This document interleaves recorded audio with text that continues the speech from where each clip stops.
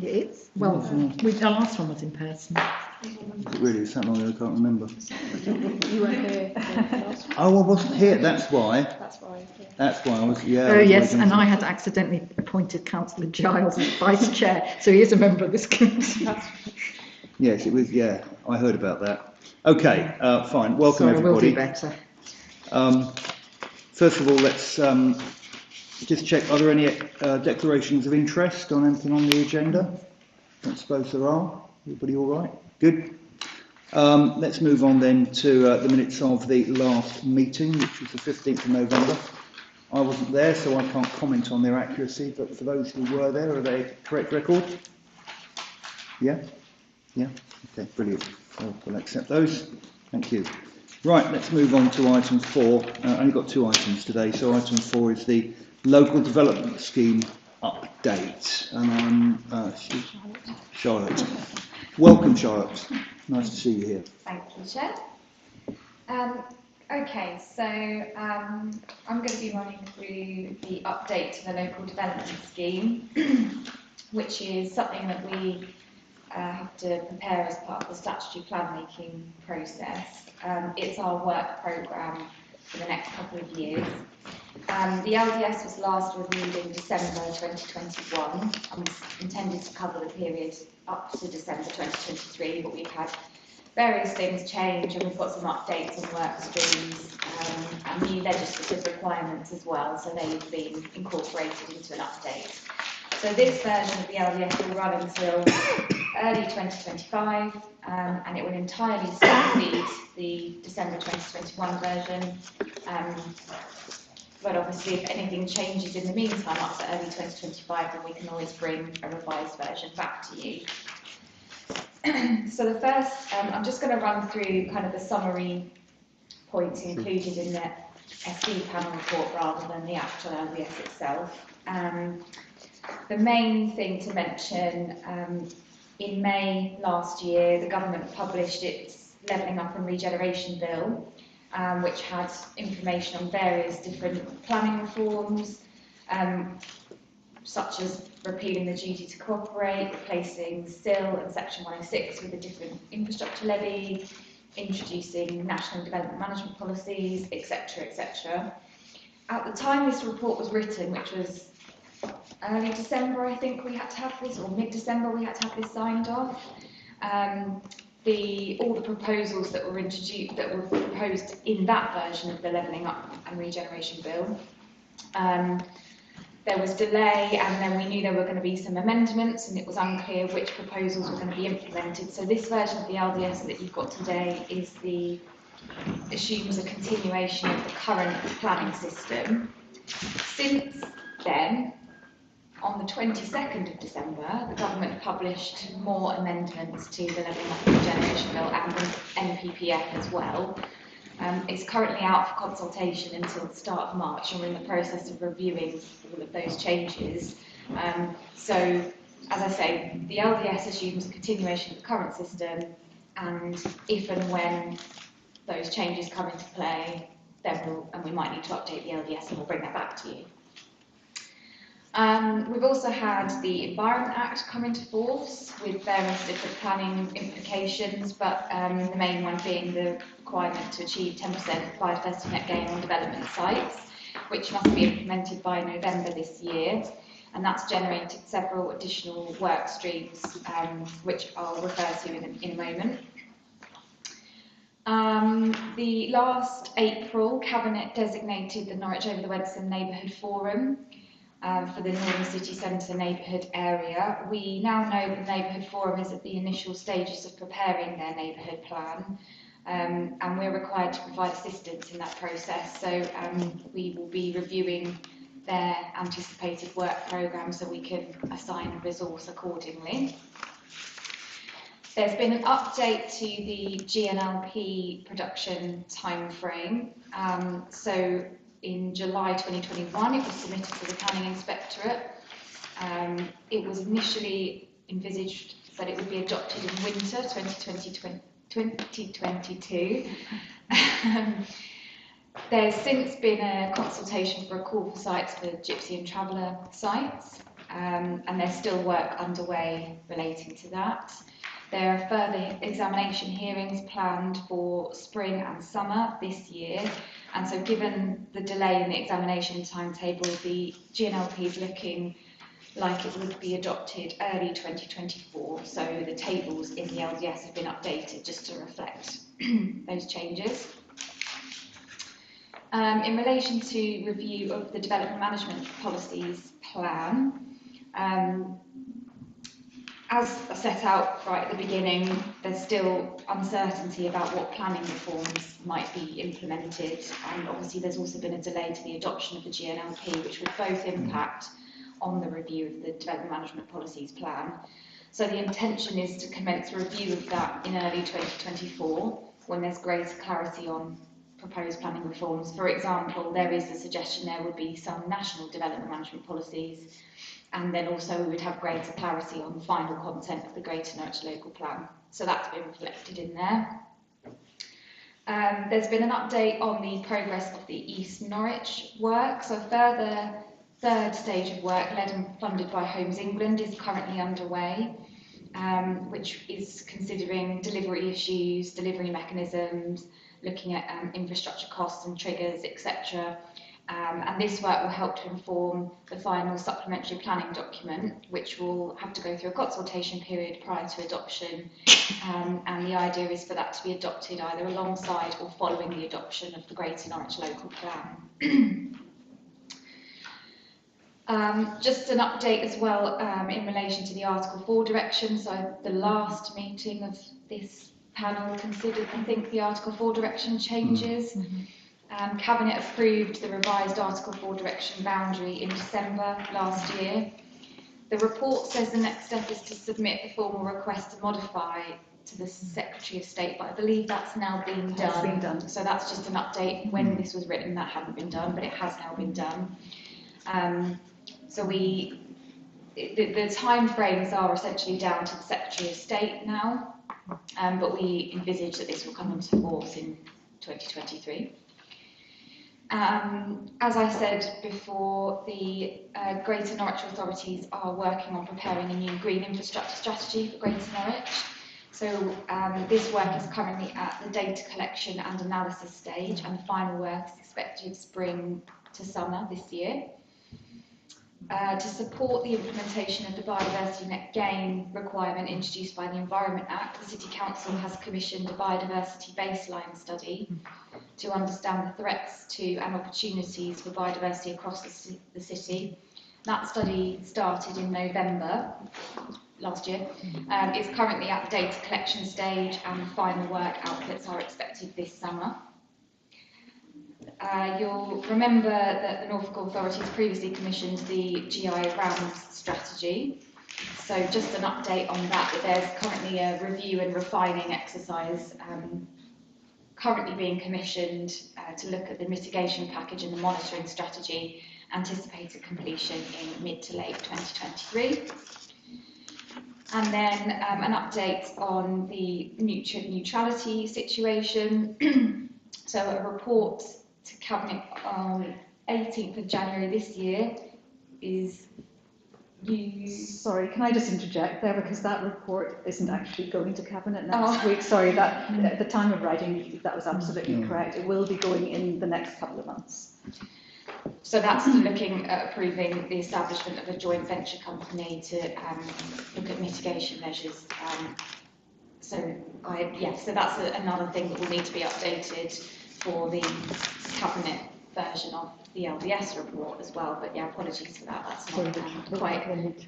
That's the joint venture company with Langdon Water.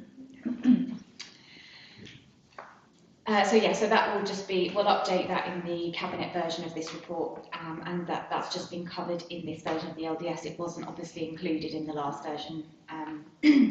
So the principal challenges to meeting the aims and timescales set out in this revised LDS remain the uncertainty around national policy, availability of both staff and financial resource, timescales surrounding local plan production, so that would be the Greater Norwich Local Plan, that would be the neighbourhood plan that I referred to, and the continuation of the joint working across all the authorities in Norfolk. And also there are a lot of work streams that are part of the planning policy team's workload that are not included in the LDS, like monitoring and general implementation of policy, which require a significant staff resource. So they are they're not included in this LDS. So the recommendation of this report is to consider the draft LDS and to agree the update and recommend that Cabinet approves it for publication. Please let me know if you have any questions. Thank you. Very, very helpful overview there, Charlotte. And clearly, this is an update to take into account changes in regulation, legislation, and such like up till now, as far as we're able to. So, are there any, first of all, any questions to Charlotte? Right. So, let's start a list, shall we?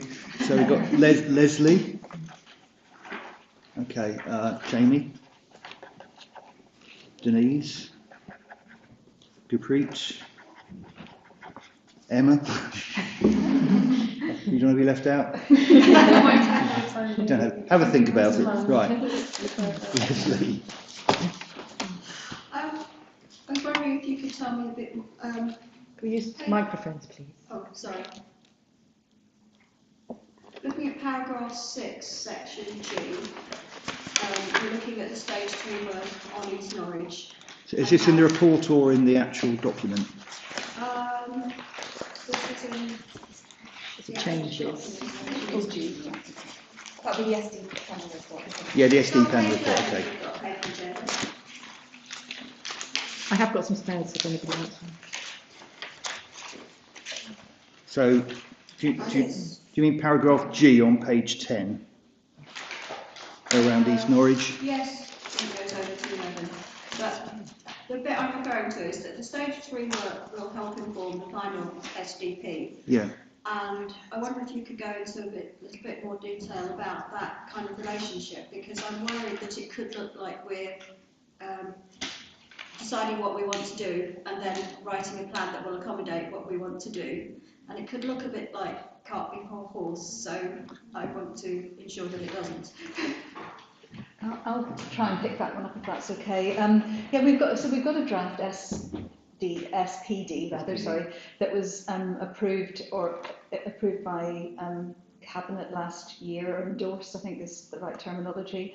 But there were a number of things that we didn't know at the time about things, for example, like infrastructure, triggers for infrastructure that the policy that's in the Greater Norwich Local Plan needs to include. So the intention is to clarify some of those matters, such as, so when will infrastructure, particular bits of infrastructure, be delivered through this? Some of that will be done through this stage 3 work, which is being currently underway with Homes England, that they're actually paying for it and leading it. But there's other things. Things will have moved on since the original draft SPD was considered by SD panel and Cabinet. Updates will need to be made to it as well. And before anything is approved, there will be a public consultation, a statutory consultation on the SPD. And then it won't be adopted until after the Greater Norwich Local Plan itself is adopted, or at the very earliest alongside it at the same time. But I'm not sure, does that answer your question? Is that what you meant? Yeah, kind of. I just want to be very clear that there won't be a conflict of interest between writing the plan and implementing the plan. A separation of powers, if you like.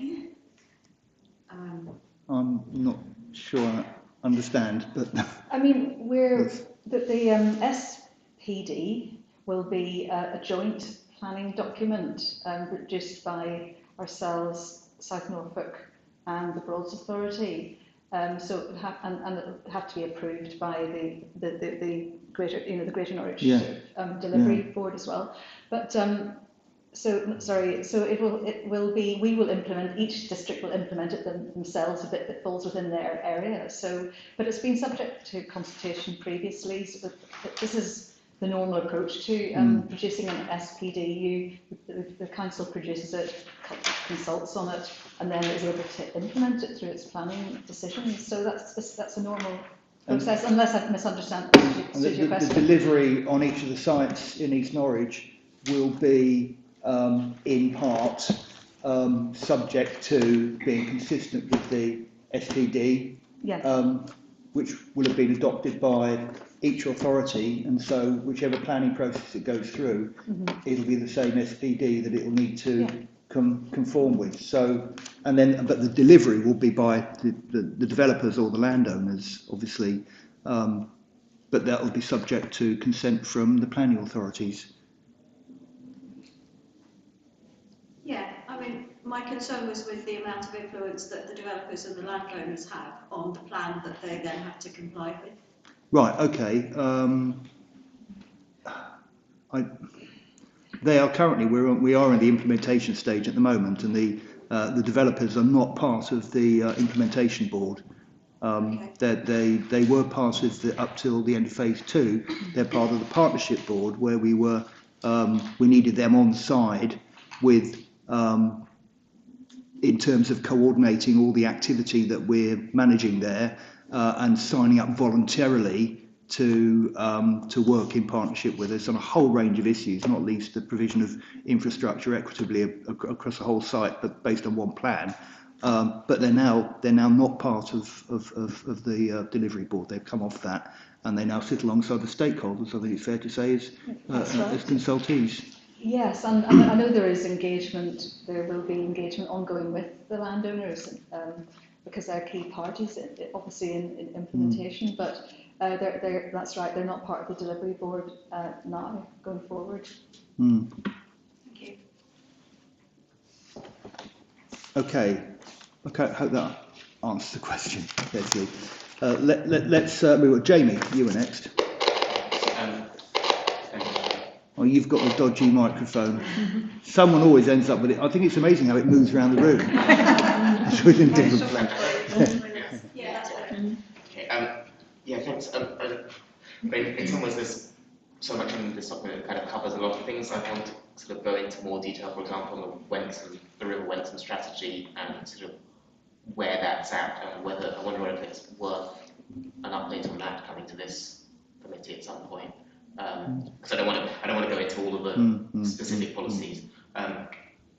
One question I did have though, in terms of how the things fit together, the GI-RAMs, is that how you say it?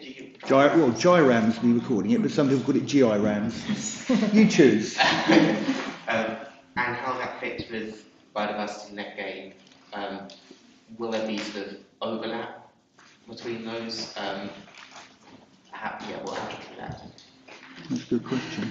Right, I'll have. First of all, on the River Wentham strategy, we have a delivery board, and I have to say that the strategy board hasn't met for a while, but we do intend to have a meeting in a few months' time. But we're trying to make some progress on some projects, including an area of work around biodiversity on the river corridor. So it may definitely be appropriate to report to this committee at some point when we've got something to report on. When we've got something to say. Yeah. So I agree with you on that. And I think we always would do that, wouldn't we? Yes. But if it's gone quiet, it's because, well, for various reasons, there hasn't been a huge amount of progress of late.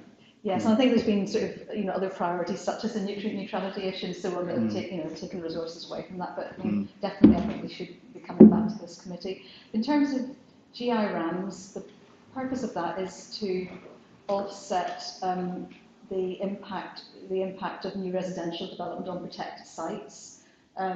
So it's different to, I think what you asked me a question about how it relates to biodiversity net gain. Yeah. It's not the same thing at all. Yeah. It's so the tariff which we've got approval for the tariff to be collected on new development. I think that happened in March of last year at Cabinet, but because of nutrient neutrality, we haven't collected any tariffs yet because development is stalled. But with biodiversity net gain, there will be some form of tariff, which will be a separate thing. So that's around protected sites. Yeah. Yes, which specific protected sites as opposed to the environment in general, if that makes sense. Yeah. And with GI-RAMs, is there a sort of process in place for local authorities to allocate that funding? Yeah, that is being developed at the moment. The governance arrangements for that are being developed and it will be done jointly. And I think the intention is the county council will sort of oversee that, act as the sort of banker, but we'll collect the monies, they'll go to the responsible authority, and we'll agree a programme of implementation, but we're not quite at that stage yet. But we are that is being worked on at the moment. Okay. Could I just add to that as well? Sorry, that we are, in relation to biodiversity net gain, we're waiting for guidance from the government on how we're supposed to implement that in practice. So I think clarity over how these things all work together will become clearer once we have that guidance as well. And I think it actually, having been in a long time ago, it seems now, in the GIRAMS discussions when they, at the early stages, what was that, a year, 2 years ago now, actually getting agreement, particularly from councils which have political control different to this one, on what the measures should be that are paid for through this fund, was quite difficult. For example, one of the proposals is that we should employ wardens to go around the sites, sort of reminding people how to behave and how to look after them and not damage them. There was quite a bit of debate about that. And personally, I think that's a good idea. If people are going to sites and they aren't looking after them and protecting them, maybe don't know how to. But some of the more, I don't know, politically libertarian councillors in Norfolk were unhappy about that, and I think they saw it as a bit nanny state. So we had some really interesting discussions around what some of the measures should be in order to protect the sites, and also about the mechanism for calculating the amount and allocating it, and who should decide which schemes were paid for and prioritised out of the funds. I mean, it really did get quite bogged down, didn't it, Judith? But we're at the stage now. Remind me, where are we actually at? Because I haven't been in a GIRAMS meeting for a while. I don't think there have been any for a while, have there? Not on GRM, but there is, as I say, we're commissioning this review of the GRM's study that was done a couple of years back, the one that you're referring to, just looking at the package, of measures, mitigation measures, and it will probably be reviewing the tariff, the actual figure that that each unit of accommodation will get. But that is under it was the procurement began before Christmas, but it wasn't successful. We didn't get any interest, so we're doing it. We're running it again now. Right. We're just about to start doing that, so just an update on that. So, and then as I say, with the governance, we're working on the governance arrangements for spending money, but as I said, at the moment we don't have very much, not in the city anyway. But there's just one other thing, if I could just add to what I said earlier on in relation to the green infrastructure and the tariff. There's another aspect of this GIRAMS and the report that was approved a year or so ago. It's the policy in the Greater Norwich Local Plan, as well as talking about the tariff for that goes towards mitigating the impacts on protected sites, also talks about provision of green infrastructure in places that aren't at the protected sites, so places like New Country Parks or whatever, to take people away from going to, say, Winterton or some of those sites on the coast, and to provide some places for them to go closer to home, so it helps again to offset the impacts on those protected sites. And that's something we're looking at. We will be looking at how to implement that side of things in due course. Good. Leslie, do you want to come in on this point? Yeah, related to GIRAMS. Yeah. I just wondered if we were allowed to use any of the GIRAMS money for public transport and cycleways to reduce the need to drive to the sites, because I reckon a lot of the damage will come from people driving there, perhaps with their takeaways, whereas if they're coming on the bus, they don't need to do that. I'm not aware that those are the sorts of measures that are being used, but we're going to be reviewing that, the package. So sorry, what you said, public transport measures, and what were the other ones? Cycleways. Cycleways, yeah. There may be. I'm not 100% sure. I'll have to come back to you on that actually, just to clarify. But we can feed back to Because you. my recollection was that part of the driver for it was the plans to build new homes in the area and increase the number of people living in the area, and that would increase the number of visitors to the sites, which therefore would need protection from the additional numbers of people who were going to be there. And that was, I think, the original driver, wasn't it? It's to do with the population increase. Yeah, and that's right. So it could be new pathways or sort of education measures to tell people about the impacts of what they're doing, try and sort of change behaviour really. But I can come back to you on the specific measures that are being proposed at the moment. Okay, Jenny, had you finished? I've got another question, but on a separate topic. Should I come back to that? Oh, I'll come back. Yeah. Oh, just do it now. Just do it now. The PBSA, the purpose-built student accommodation, was the reviewing in 2023-24, I think. This is the paper that we're going to be reviewing there, 2023-24. What happens with all the sites that have got planning permission currently that aren't being built yet? Because they were approved under the previous thing, and obviously the student numbers may have changed since then. So there's, I've lost count now how many there are in Lancroft that have planning permission. There's 3, I think off the top of my head, possibly 4 in fact. 3 and 1 is in the works that haven't been started yet. So what happens with those? So anything that has, excuse me, anything that has planning permission, and it will have the condition on the planning consent that it needs to be implemented within the 3 years, usual time condition. It will that permission will still stand even if we review the PBSA advice document. So those will still stand, and the review is to take account of various different factors. Obviously, there's policy changes. The GNLP has a new policy on student accommodation, which our current local plan doesn't have, and there will be updated information on need for student accommodation and things like that. But anything that already has consent and is still an ex-ante consent can be implemented. As long as they start within the 3-year period, of course, yeah. Or just do a little bit of digging or No. Yes. Okay, thanks. So next we've got Denise. Thank you, Chair. Thank you, Charlotte and Judith. I've got 2 questions, please. The first is about the development management policies. And the council motion was approved in November, and on development management plan policies. And the resolution was to consult with elected councillors and the public on the content of the revised development management policies plan.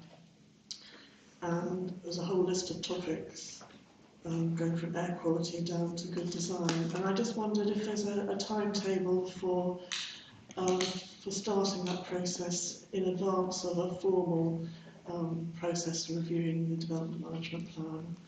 I've also got a question on East Norwich, please. Oh, do you want to do that one first then? Is that you, Judith? Yeah, shall I might need your help with that, Charlotte, as well, in terms of the timescales, because we know that we think that there's going to be some more information later this year about the national development management policies.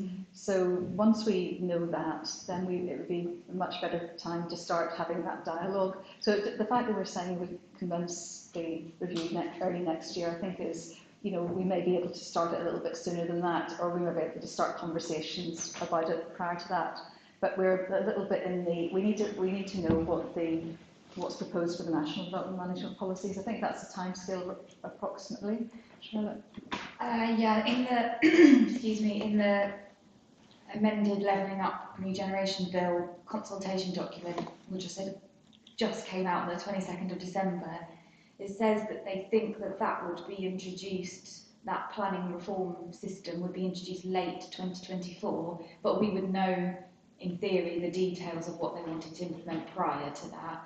So, yeah, I think what Judith said was right, that we would be able to start conversations prior to that coming into force, but until we know a bit more information about what the national policies will be, we might risk doing abortive work or doing work that would be in a completely different direction to what the national policies say. So I think we'll have to keep an eye on what the national policies might be and what the what the result of the consultation exercise is, and we'll have to keep the situation under review. Sorry, I've got my microphone, sorry about that.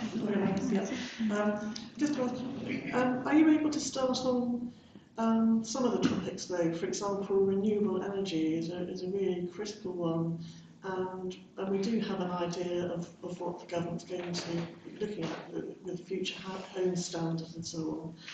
And the current policies are so weak in considering planning applications at the moment, that we really need to get a move on having some really beefed up policies which are going to take us forward to the future. And so, obviously, yes, we're not going to be certain exactly what the government's going to be saying on everything, but I would have thought that some topics we have got some idea. For example, biodiversity net gain, we obviously had a consultation on that, but also good design, for example, we're going to have a design code. So we can make a start and not leave it till late in 2023 before we start having conversations. Thank you. Yeah, I think that in practice, we will be looking at things like biodiversity net gain as soon as we possibly can, actually, when the guidance comes out. No, I agree that there may be some areas we can start work on in advance. I think without having Sarah Ashurst here, it's a resource issue as well. So that's something that'll be up for discussion with her and when she's back. But yes, there may be opportunities for us to do some work on certain policy areas in advance. And there is some work that, as we know, that biodiversity net gain is definitely coming. As we say in the LDS, we've started with commissioning some evidence on the biodiversity baseline study. So there is some work that has started towards that process as well. Okay. And you want to ask about East Norwich? Thank you. Yes, I want to ask about East Norwich, please, to ask whether the SPD will, or its evolution will reflect new information as it comes along. I'm thinking specifically about the flood risk.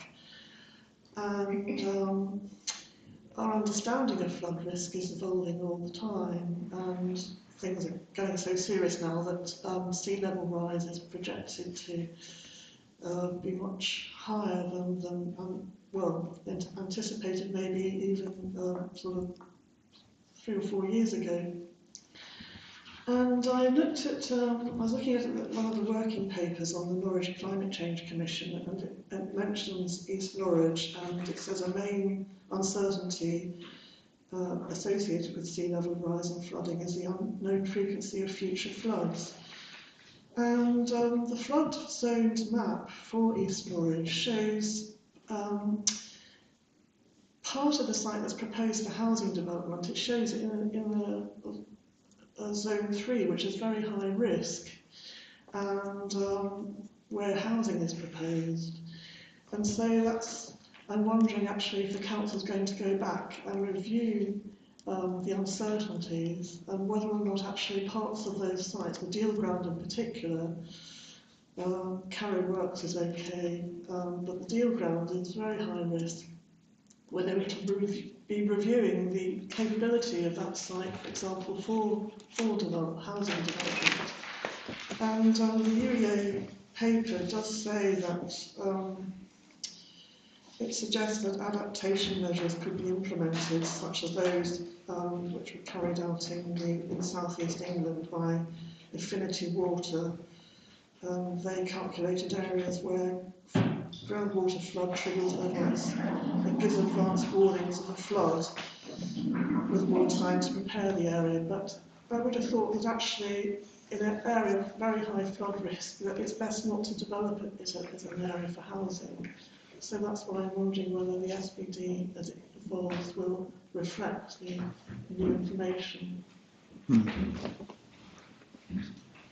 my understanding is that the SPD will be having to review it as far as we can. I mean, it's a shame really that there's a bit of a hiatus in time-wise, and there's a bit of a timeline, because it's going to be over a year from when it was agreed, you know, to when it gets adopted. But there's a number of things that we'll probably have to review. I will pass that comment back to my colleagues, you know, the project manager and so on. And the climate in relation to the climate change paper, is that something that's publicly available? Yes, that's right. It's on the Commission's website. Yeah. It's working paper number 1. Okay, thanks. Yeah, and yes, it's got the figures from the Alvarez and Morrison report. Yes, okay. Yeah. Thank you. Did you want to come in on that, Emma? No, that was going to be my question. Which paper was it? Which paper was it? And I think also I mean, you say may have seen diagrams of sort of allocations of land for different uses on East Norwich, but at this point they are indicative, so final decisions haven't been made about exactly what will go where. So those diagrams, as I say, they were produced in effect to demonstrate that it could work. You know, that you can actually have the number of houses and employment spaces that had been came out of the previous piece of work that we know, the 3,500 and 6,000. So the final decision hasn't been made yet. So if that reassures you that those areas won't necessarily have housing on them. Yes, I mean the areas that were selected for housing were in relation to flood risk, but you know, this northwest section next to the air has somehow been missed, really. Right. And obviously then it does have an impact on housing numbers. Of course. But whether or not you could build higher on a different area. But to me, the deal ground looks really quite risky altogether. And a large part of it is high risk flooding. Maybe that's where we should have the marina. Yes, yeah, that's right. I mean, it's between 2 rivers there. It's between Absolutely. Yeah. And today we wouldn't be developing it if it wasn't previously developed land. No, well, point well made. But of course, I mean, the flood risk is a work stream as well. So that is a piece of work which is ongoing, which we take very seriously, of course. The trouble is, as you say, Mike, and Judith, there's a time lag the whole time between putting something down on paper and then the information coming forward. Yeah, there is. Absolutely. Okay, thank you for that. Gurpreet, waiting patiently. Thank you. I have a couple of questions. The first one is related to paragraph 4.8 on page 29 of 98.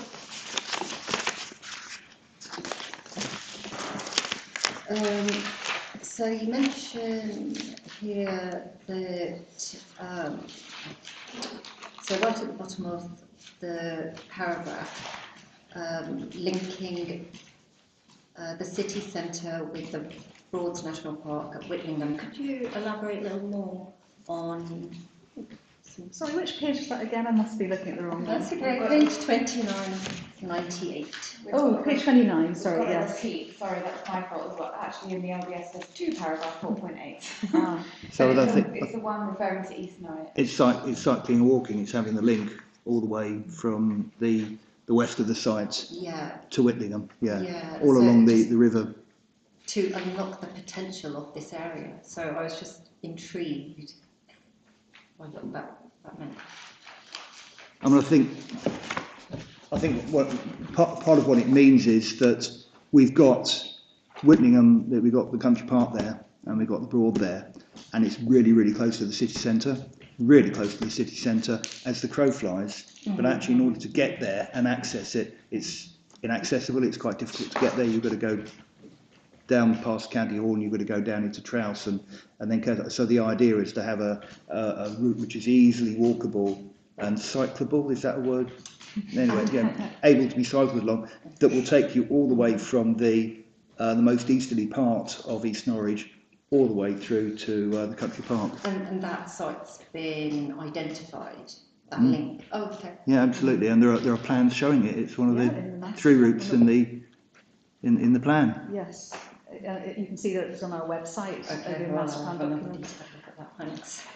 Yeah, but it's yes, I mean it's really exciting because then the city can then be in a way the gateway to the Broad in a sense. You could come to Norwich, get off the train, and you could literally walk there in sort of 10 or 15 minutes. Yeah. Which would be really great. I think that's a good plan rather than relying on cars and Absolutely. that kind of stuff. Yeah. Okay, sorry, I'll put this back on. My next question is related to paragraph 4.10 on the next page, which is page 30, on the biodiversity baseline study.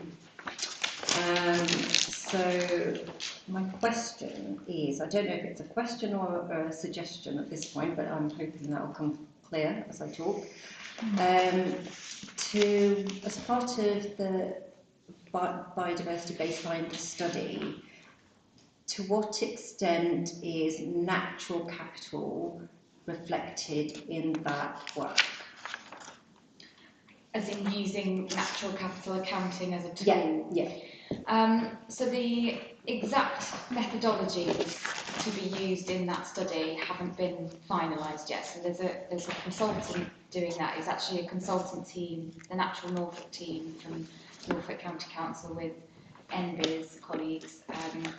So the exact methodologies haven't been worked out yet. At the moment they're doing a data collection exercise because there's lots of data already available, but it's just in lots of different places and lots of different formats.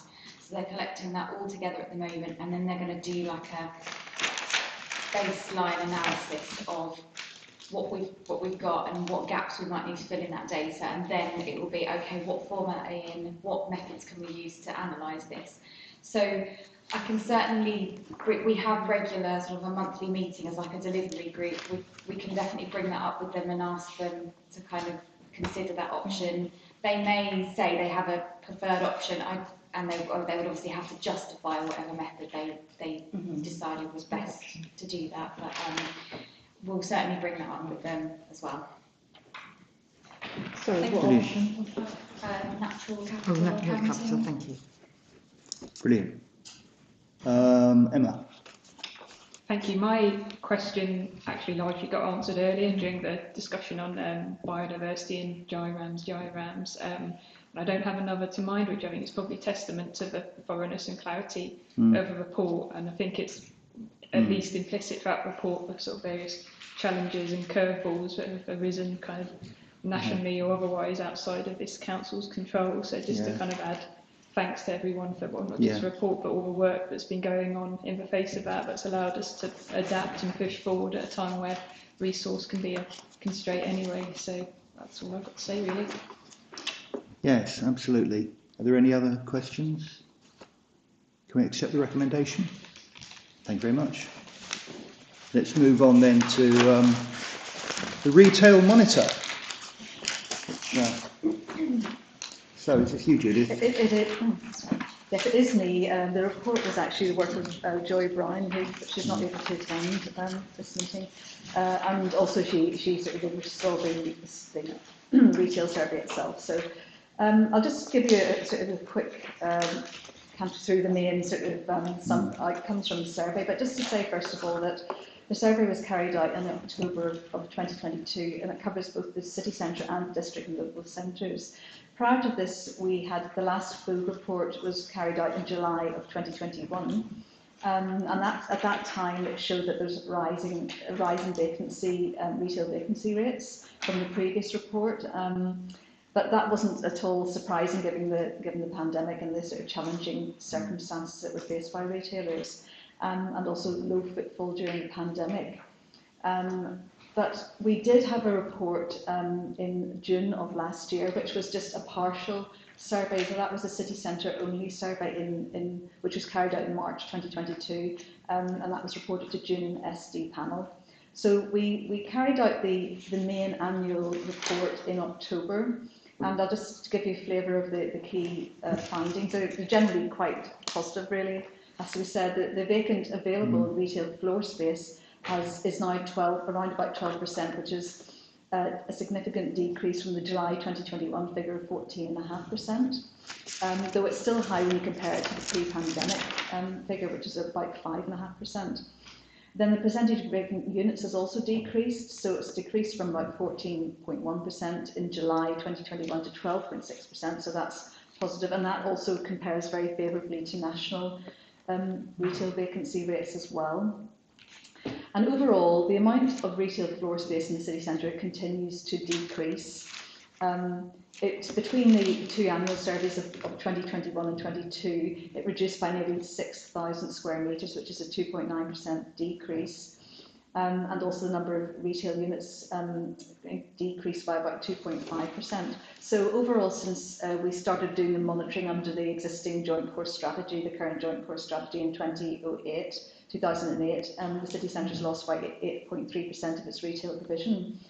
However, it's important to note this isn't being lost to other uses like residential or being demolished. It's generally it's about diversification of floor space, retail floor space, them generally changing to other town centre uses like leisure, for example. So in several shops in Castle, in the Castle Quarter, they've changed to leisure uses, and so that is a sort of notable theme, probably in a lot of places. But it's not a bad thing in itself, because city centres are changing, and there's the fact that having a more compact city centre with a greater diversity of uses is helpful and helps support a sort of active and city centre. So also just to say that over the last monitoring period, there's been an increase in the amount of floor space under construction. It's gone up. There's currently 13 units under construction, comparing to 5 in March 2022 and 7 in the July 21 survey. And the report itself goes into more detail about which units there are. But for example, Topshop is now converting to Morrison's, for example. Jamie's has already converted into a sort of food hall, Yam, I think. So there's a number of things like that going on at the moment. We have lost, since the July 21 survey, we have lost some national chains, but however we have several new chains have recently opened as well, and this is detailed in the report itself. And the independent sector, the independent retailers are continuing to be very resilient and are performing very well, and there's low vacancy rates in those within both the secondary retail area, excluding the cathedral retail park, we have to say, as well. So the secondary retail areas are doing quite well, excluding that particular one. So vacancy rates in the district centres have decreased significantly. So they've gone down from 9.8% in 2021 to 5.6% in October 22. So that's possibly something to do with the fact that they're offering a good range of local services and facilities, and during the pandemic people started shopping more locally, and maybe that seems to be continuing. So the retail sector nationally and within Norwich has experienced a lot of challenge in recent years, brought about by changing consumer behaviour driven by technology and the prevailing economic conditions, and also the pandemic. So it is likely that these changes will have ongoing impacts on the viability of some retail businesses, but it's really beneficial and very good to see how resilient the majority of our businesses have been over the last year. So how well Norwich is managing to recover. But and as I said earlier, while a number of multiples have stopped trading in Norwich, new ones have come in, and there's also clearly investment going on with new businesses. Footfall has significantly increased and has now returned to pre-pandemic levels. And we've got a lot of improvements happening to the public realm as well, which are helping to sort of boost people coming into the city centre and sort of having a sort of city centre experience rather than just coming in to shop, really, and that's very attractive to families as well. So it is important, really, just to acknowledge that there is a lot of uncertainty ahead in the retail sort of and town centre world. Really, we have recovered well from the pandemic. But you know, we just have to keep an eye on it really and see and make sure that we face the challenges that might come up ahead. So it may not be a surprise if vacancy rates do start to creep up again, but we're doing lots of things in the city centre and the city more generally to try and increase activity in the city centre through, as I say, the public realm improvements and so on. So I think generally speaking, it's a very positive picture, and it's you know, going against the national trend, which is more one of decline. So I think it's a good news story, hopefully. Thank you. Thank you. Excellent report. Good overview. So, who would like to ask a question? Jamie, I saw first, and Denise, and Gurpreet. Jamie. Thank you. Yeah, really good to see the figures in this, and something I've noticed going to other places compared to Norwich. It's really thriving. Yeah. I was going to ask, it's probably more of a question for Mike about the pedestrianisation of Exchange Street. Yeah. There's been quite a lot of back and forth about that recently. From point of view of the City Council, my understanding is that the pedestrianisation has benefited businesses and will continue to benefit businesses, and we're going to be defending that. And if you talk to some of the businesses down there, they're delighted with what we've done. We need to change people's behaviour, and I also think we need to recognise that some of the congestion over the Christmas period. Christmas is not a normal time. The city centre gets congested at Christmas, so but because there's so many people coming into the city. So I think what what we saw in terms of the traffic jams and the road system around here being clogged up, that was partly a function of it being a very busy time of year. It also, I think, was partly a function of the timings on the traffic lights at Grapes Hill roundabout, which have been altered. So the time that traffic has to exit Cleveland Road and get onto the Grapes Hill roundabout has been increased, and that's made a difference as well. Now, in January, it's a little bit quieter in the city, but those problems have gone away. But I think we need to look over a longer period of time at the impact, because I think it's not going to be anywhere near what we saw over Christmas, because Christmas is not a normal time. But the other thing is that we are changing the routes that people can take, as we've prevented people from using the city centre as a through route. And actually that exit through Exchange Street is part of a through route that people were using, which is not necessary. And also it benefits the businesses. It also benefits the environment for all the reasons that we pedestrianise. So we're sticking to our guns on this, and we'll monitor it as time goes on. But I don't think now is the time to be changing our view.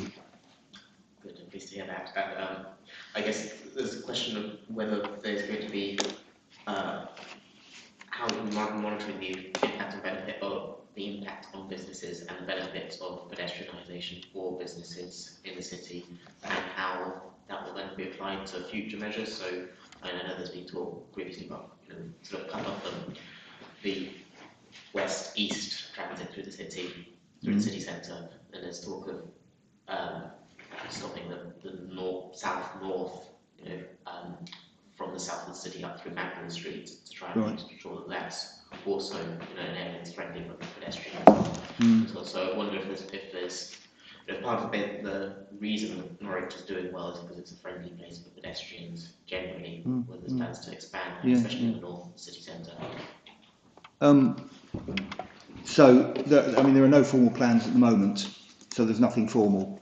And clearly the Highways Authority is the County Council, and so we can seek to influence them with a greater or lesser degree of success, as you will know. But actually those discussions would start at the County Council, although we have got, as you know, a radical transport plan for the city, and what you talked about would be entirely consistent with the plan that we've got.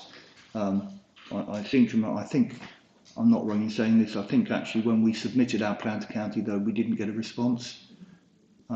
So we can keep pushing at the door, but until we get our highways agency back or something like it, we're going to be having difficult discussions. Yeah. Thank you. Right, who was next? Denise. Yes, that's good to hear, Mike, because the City Council sticking to its guns on the closure of Exchange Street. Yeah, I wanted to, the picture you gave, Judith, is very positive. I wanted to ask about, raise a number of big holes, though, in the city. The British Home Stores, Debenhams, possibly House of Fraser might close, and they talk about closing for refurbishment, but they said that a couple of years ago.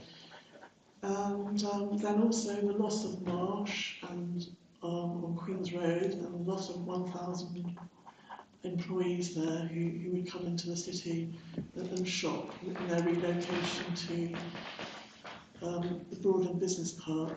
I want to ask about those big holes, but I've got my specific question is about the Levelling Up Bill and repealing of the duty to cooperate, because then that would lose us strategic planning if there's nothing in its place. And with the danger that the city centre could be very under threat from further peripheral out-of-town retail and employment growth. So I wondered if the City Council has got if it's suggesting any alternatives to the government, what it would like to see in place of duty to cooperate in terms of strategic planning, or whether the National Labour Party is putting forward an alternative. So those are my questions, really. Thanks.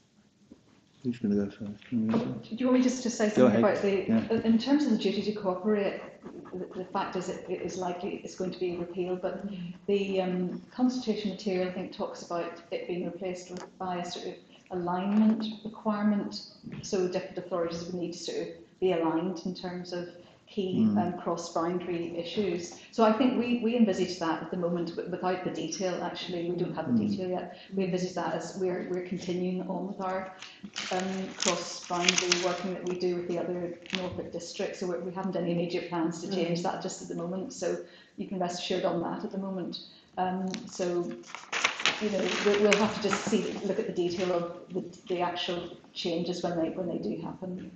So I don't know really quite how to comment on your question of the issue about the holes in the city. We've acknowledged those, they're picked up by the monitoring, and I'm sure there are discussions ongoing about some of those sites. But yes, we acknowledge that there are some holes at the moment. Did you have a particular question around that? I suppose one question is to ask whether House of Fraser, if you know what their plans are, and secondly, whether there are plans to for a new company to come into the Marsh site, because a loss of 1,000 employees is huge, right on the edge of the city. I'm sorry, I don't know the answer to that. I'm not party to any discussions. I don't know if you've heard anything. There may be discussions taking place, and we can try and get a bit more background. But I don't know what's going on in terms of development management, specific discussions on both those sites at the moment. The interesting thing is that as Marsh decided to move out of the city, Aviva decided to move back in. So some sort of swings and roundabouts going on, and clearly different policy directions from large companies in the city. But there are a number of different uses that building could be put to. But I haven't heard anything yet about anything. Haven't heard anything concrete about any proposals for it. In terms of the Labour Party and Labour policy, the first thing, of course, is that we oppose the end of the duty to cooperate. It's absolutely vital that we continue cooperating and we're not in competition, particularly where you've got the three authorities which encroach upon the city. There's the City Council, but there's two others that encroach, and we've seen the developments. Well, we've seen what happened at Longwater, for example, and we opposed the next development there, as you may remember, for some years ago, but South Norfolk proceeded anyway. I mean, fortunately, when you look at the footfall in the city returning to normal, it's above pre-pandemic levels.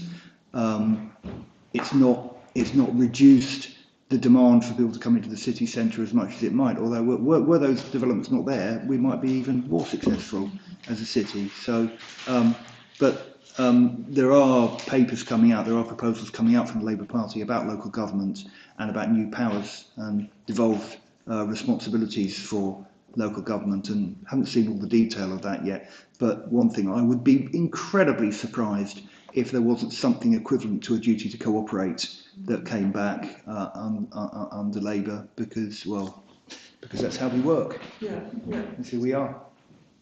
I suppose I'm thinking, are you thinking of regional government as they had before, with regional assembly, or as per a long time ago with a structure plan? And I think it's more actually about local authorities having more, having more devolved powers from regional central government. So I've not read about a regional assembly yet, but this is more about the powers that we would have, which would be very, very welcome. Yeah. Thank you. You're welcome. So, Gurpreet. Thanks. So you mentioned earlier that you noted that some of the independent shops were resilient. Did you manage to dig deeper into what factors attributed to that level of resilience? Well, as I say, this is something that I haven't done, personally, so I can maybe find out a little bit more. But I think it's just the sort of different offer that it offers compared to the sort of the national multiples and so on. That sort of and the location, of those lanes, Norwich lanes, for example, that just sort of attract people in there and what they're selling. So I can find out. We can sort of see if we have any further information, but I'm not sure that we would have. But we monitor what's there, but we can maybe have some thoughts about the factors. There's also the things like they put on. There are various events that attract people into to areas like that, like the lanes, for example. So, but they've just got a very unique offer. And I think that's probably at the heart of it, actually. And yeah, I mean, it seems to be also that they're the sort of place that you would want to go and browse. You'd want to browse around the lanes. You want to have the experience of going into those shops, which are quite quirky and different. And they're not perhaps to the same degree competing with the internet in the same way as, say, with Debenhams. It was a fairly... Careful what I say now, I won't say, but it wasn't the most exciting shopping experience going into Debenhams, and actually you could just as easily order something online from Debenhams, whereas with many of the shops, in the independent shops in the lanes, you actually want to go in. It's an experience, and you want to spend time browsing and looking at what they've got, and so I guess that's part of the draw, isn't it? Yeah, they offer something unique, really, they do. that isn't off the peg usually. And there's very few places that have got something like the lanes that we've got. And again, it's all part of the experience, because actually it is about now an experience. So people come into the city centre, it's a really pleasant place to come. Nice, open, pedestrianised areas, a lack of pollution. You can browse, you can do a bit of shopping. If you want to go to a multiple, you can go there. If you want to go to the lanes, you can go there. You might want to have a cup of coffee in one of the nice cafes, or maybe have lunch in one of the restaurants. You might want to go and see a film or a show in the afternoon. You can come and have a whole day out in Norwich, and I think that's partly that's part of the draw, but also I think it's also about spreading the risk. So we spread the risk between all the different sectors, which I think is quite smart. So do you agree with that? Yeah, Am I getting carried away? I do, and I think that Norwich has got the market as well, which is very close to the independent retailers there too, and they're very close to the lanes. There's quite a sort of number of different small businesses in one area that is very, very walkable and pleasant, and There's lots the of history, there's the museums. go on. Yeah. We are the Norwich Tourist Board. I think just a comment. I think I guess I'm thinking we're relying on that uniqueness to be able to carry you know, Norwich through an economic storm that's coming, essentially, and I really hope it does. I mean, I think also part of what we do is we compare ourselves with other areas, and we're doing better than other areas, but that's not to say that we aren't still going through that storm and suffering the effects. So, you know, I completely agree. We need to do everything we can to protect the city centre and all the sectors in the city centre. Leslie, did you want to? Oh, and then, yeah, Jen. Thank you. I want to build on that discussion about the independence, because I think previously we've assumed that, you know, that the big multiples are really important and what draw people into the city, but actually we're finding the independents are more successful, and that's, to me, that's a really good news story. I'm looking at paragraph 46 on page 62, and we talk about being the exemplar of a successful city, but in need of more branding. So I want to ask what expertise the person had who was saying that, because I'm a little bit worried about branding taking precedence over substance, when I think what we actually need to do is encourage those small independent quirky businesses that people want to come and browse. And I'm not sure where this is going in terms of, well, which of those big buildings do we have control over? And can some of them be divided up so that they can lower the barriers to entry for people who want smaller premises?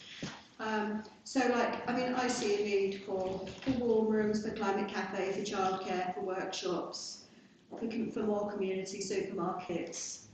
And we've talked a bit about diversification. So the retail, there might be less shopping, but more leisure activities. And those leisure activities are all well and good if you have some leisure and you have some money to spend on your leisure time. But they're not actually meeting basic needs, or even less basic needs, in the same way that, you know, there's other things that people need. People need meeting rooms, they need workshops, they need all sorts of things. And it would be great to have a quarter that was dedicated to repairing stuff that people can't afford to replace. So I just want to say, to build on that kind of that balance of branding and substance, but also of relying on big multiples from outside and developing our own local skills and aspirations. Yeah, I mean, I think, and the branding might be, we are a quirky city. I mean, that might be the brand that we want to promote, where anything goes, and you never know what you're going to find next. So, you know, who knows? I mean, I'd go with that, because I think it sums us up pretty well. So we need to make it easier for people to do quirky things, and those tend to be quite small scale. And I suppose one of the places we started is on the market. There are plenty of businesses which start in a small scale on the market and then move into premises, and there seems to be a flow from there. But perhaps we need to be thinking about other ways to accommodate those small businesses early on. And I mean, again, we don't own or control all the buildings in the city, but we do some. So maybe that's something we could think about. Sorry, if I can just mention that came out of the a visit by the High Street Task Force, that paragraph 46 that you're referring to there, which basically, apart from that comment about branding, was basically incredibly positive about where we're at the moment in Norwich and the success of the retail sector. So it was just something they offered us to come a visit. Well, they didn't actually come, it was a virtual meeting, but they reviewed our retail offer and found that we are doing very well compared to other places. So they didn't have really very much to say to us in terms of recommendations, actually, so that seems to be the main one. But there does seem to be a lot of work already happening on the branding front anyway, so I think hopefully that sort of reassures you on that front. Thank you, yes. Yeah, absolutely. I mean, I think, if you're trying to think of a brand to sum up Norwich City Centre, you wouldn't be thinking about multiples, really, would you? It's got to reflect the diversity of the city. Jamie? Yeah, something we should discuss described Norwich as kooky the other day to me. What's it? What's it? Kooky. Kooky. Quirky, yes. I'm not sure what the difference is. Neither am I. I think it's a bit stranger. Yeah. Oh, right, kooky. I think it's a good thing overall. My question was going to be about the some of the empty retail spaces. So in Yarmouth, I know that there's sort of collective have taken over, sort of arts people have taken over the Debenhams there, and basically they're using a meanwhile use lease like they're doing at Golden Gate House currently, in Anchor Square with essentially not to pay rent because they're just keeping the building in use. Yeah, and I wonder if there's more the City Council can do to facilitate that, because obviously there's Debenhams, there's the old shoe factory, BHS. Yeah, there's quite a number of buildings, especially quite large buildings that could be used for community spaces of various kinds. And certainly one of the things that the artists at Golden Gate House have said in Anchor Square is that that's kind of unique in all of East of England, and a lot of people have come from Norwich, from London or elsewhere to Norwich because there is that community in that space. Really? And it's cheap. So I wonder if there's more that we can do with that, especially if Anchor Square is going to be developed. Yeah. It's certainly something we can think about, but I was just looking back at the minutes of the last time we discussed the retail survey in June, the SD panel. There was a discussion there about, using council-owned retail units for alternative uses, and I note that Sarah, the head of planning and regulatory services, was going to forward that suggestion to the assets team. So I think I can try and find out if anything happened about that. Or where it's got to. Yeah, where that's got to. But we don't necessarily have to own the premises in order to facilitate it. Yeah. It particularly came up in the conversation in the context of an event that the UEA had as part of their civic university, the sort of civic responsibility. So I think there's quite a lot of using the jargony term partners in the city, like UEA universities, who would be interested in something like that, or bringing the building into use in a more accessible way. It doesn't have to be like a permanent thing. There's something to be said for temporary stuff. Okay, good. Any other questions? Denise? Yes. I just want to raise the closure of the Tourist Information Centre and to say what a great loss it has been. And I've been asked by visitors to Norwich, stopped in the street and asked where is the centre. I have to tell them it's closed. But a friend who's been a guide for many years in Norwich said that closure of the centre caused great problems for the guides because the coordination was done through the Tourist Information Centre, and they lost that coordination, and also people book through the centre.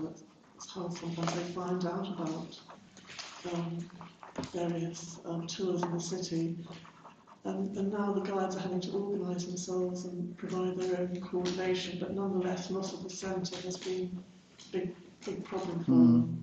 With obviously lots of people coming on tours as well, and that wasn't considered apparently before the centre closed. Okay, that's unfortunate, isn't it? And I agree, it is a loss that we don't have a tourist information centre anymore. That was a tough decision, sadly.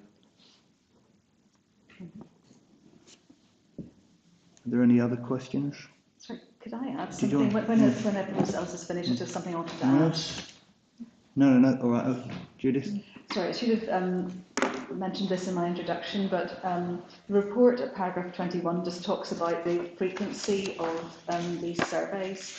And previously we did them annually, and sometimes they weren't even as often as annually. And more recently, we agreed to do a sort of 6-monthly survey because we wanted to monitor changes that were, the impacts of the pandemic, for example.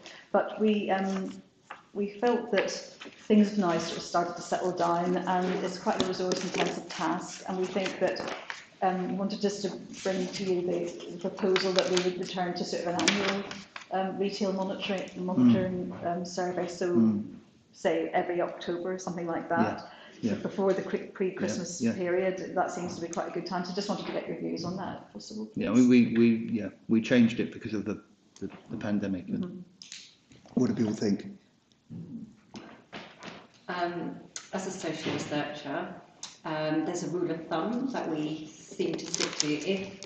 If in surveys you're picking up the same information, you kind of move on and evolve that survey into something new to give some new information. So generally, I think if you feel, based on what you're doing, that it's come to a close and you're not presenting any more new information, I would support that. Thanks. Great. And also, I mean, there are capacity issues as well, aren't there? Yeah. A lot of work and effort goes into it, and what we want is data that means something, that we can interpret properly and make deductions from, and use in policy making. So that's great. Good. Okay. Well, thank you for the report. Excellent report. And thank you for taking us through that. And I think we've reached the point, which is the end of the meeting. So, do we have a date for the next meeting, Jackie? We do. It's all in there. It's in 2 months' time. 2 months' time. Yeah. All right. Thanks, everybody. Cheers. Thank you.